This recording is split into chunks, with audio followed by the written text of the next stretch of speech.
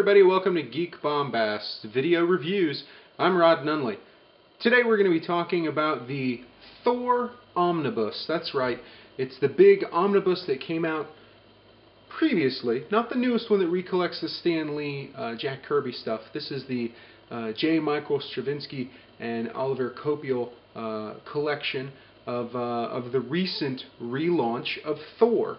We're going to dive into the omnibus, talk a little bit about what makes it interesting and special, what's good, what's bad, and see what we think of the book. If you're a big fan of the mighty Thor, you're really going to love this review. There's a lot of great stuff, and this is a fantastic book for you to check out. Alright everybody, this is the Thor Omnibus from Marvel Comics. As I said earlier, it collects the J. Michael Straczynski and Oliver Copiel issues, but there's a surprise. Well, first of all, let's take a look at this. I got this done at Austin Comic Convention. That is Mike McCone doing a sketch of the Thing. Here's the question though, why would I have him put the Thing in my Thor Omnibus? That doesn't seem to make much sense, but let's take a look why. That is because this omnibus collects some issues written by Straczynski of Fantastic Four, issues 536 through 538. In addition to that, you're going to collect, of course, Thor 1 through 12, Thor 600, 601, 602, 603, and giant size finale of that. Now, why is that? It's because these issues of Fantastic Four actually tell about the return of Thor's hammer.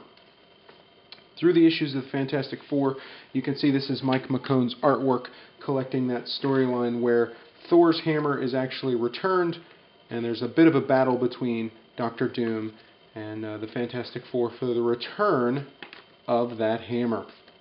So, we get through that, we have the return of the hammer, some really fantastic artwork, and then we get to Thor #1. Well, here we go. 12 issues of the return. Now, a lot of people really liked this comic. It was a kind of a return to greatness for Thor. He hadn't been around for a while. He disappeared for a few years. It kind of talks about this storyline, how he came back, what his return was for, and then, of course, places him, boom, right back into Oklahoma, of all places. Kind of a departure, kind of interesting. Some people are hot and cold on Straczynski. His writing, JMS's style. He definitely, for me, is a hit or miss author. Not really digging what he's doing in Superman right now, but I will say that when he did Thor, he really did it right. Copiel's art, for me, is fantastic. One of the greatest runs he's done, in my opinion, is his run on Thor. I think he really has a grasp on these characters, makes them fantastic without seeming silly. It takes a lot of this Norse mythology, these Norse gods, and really just tears it up and makes it fantastic. If you are new to Thor, he definitely does a great job, both the writer and artist do a great job of reintroducing these characters for new readers while still having enough information for old readers to really knock it out of the park. Now you may notice these pages here, you're going to see a few of those in here, and that is because of the layout of the book to make sure that it records properly, it lays properly in there, and you don't have splash pages that are in incorrect spots. They throw those filler pages in there to kind of make sure that it lays out the right way. It's always nicer when you don't have to do that, but I think they did a good job trying to minimize that as much as possible, especially when you're considering that you're throwing in Fantastic Four, Thor, the giant size issues. They do have to do it a few times to kind of make things fit properly. So you get here towards the end of the arc, we jump into what I think is kind of a neat thing, and that is a few of the special features. Alright, so what do we have in terms of special features? Well, you've got your variant covers by Michael Turner, the Thor Zombie variant by Arthur Sudiam, and the regular variant by him as well.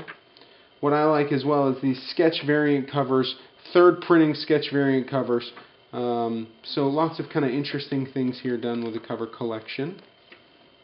We'll flip through these as we go through. Arthur Adams, one of my favorites.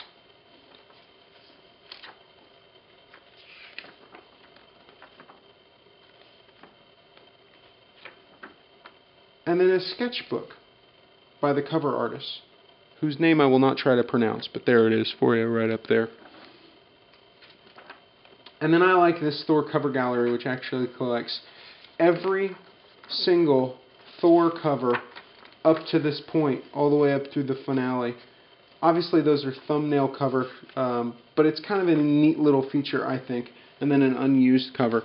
So it's a pretty straightforward book. Now here is the question I think most people are asking: what is the price? Because these omnibuses can be pretty expensive. The omnibuses can be pretty expensive. This is the collection of what it covers, but the important part is right here, which you can't really read from there, but it is the price. Most omnibuses start off at $100. This one, $64.99 US. So actually, I think a pretty good volume, a pretty good tome collection here. Less than $100.